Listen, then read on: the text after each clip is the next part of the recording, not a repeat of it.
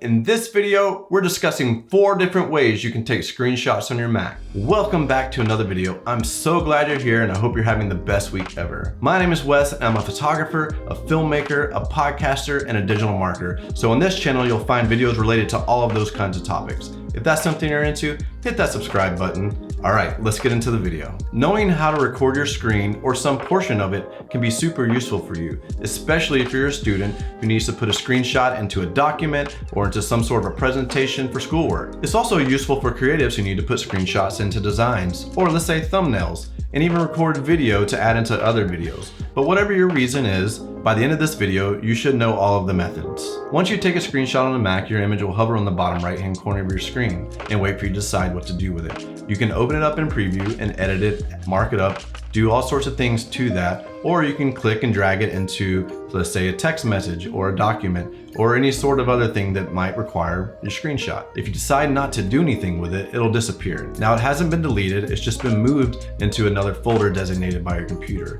Most of the time, that's your desktop unless you change something.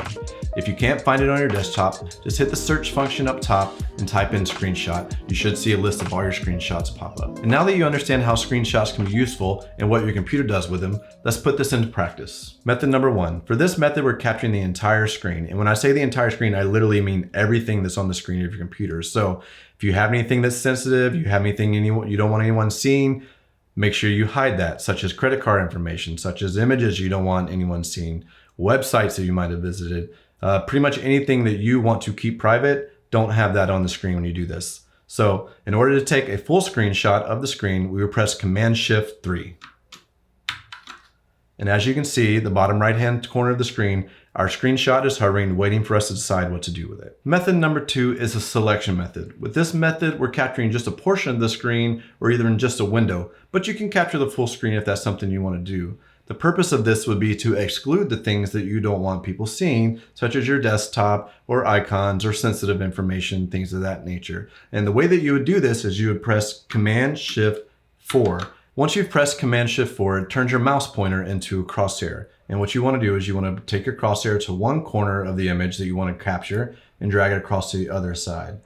And you can see that it highlights the image. And when you're done, you just release your mouse button and you can see it pop up on the right-hand side of your screen. From there, you just decide what you want to do with it. You can either open it, edit it, or you can drag it into some document or say even a text message if that's something you want to do. Now, for those of us with touch bars, we have a few more options. After you press Command-Shift-4, if you look down at your touch bar, you'll see a place where you can change the folder where your screenshot will be stored.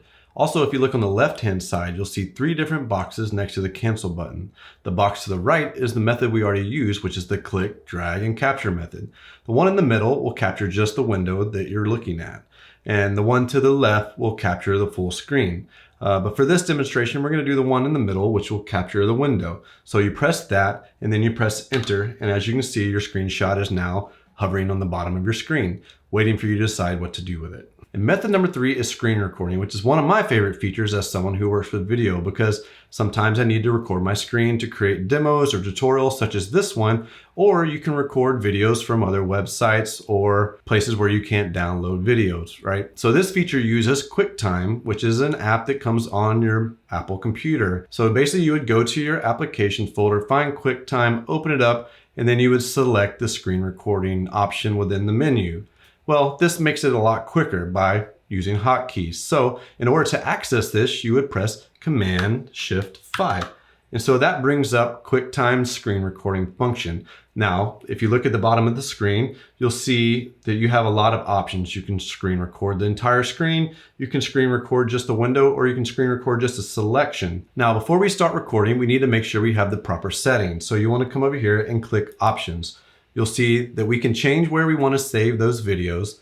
Also, we can decide to put a timer at the very beginning, which means you have 5 to 10 seconds of a buffer before it starts recording video. Thirdly, we need to decide what kind of microphone we're going to use. Are we going to use the internal microphone? Or are we going to use an external microphone that we plugged in? Or any sort of other microphone options that we want to use. Unfortunately, you cannot record internal audio with the default settings. So that means you can't record video games. That means you can't record music.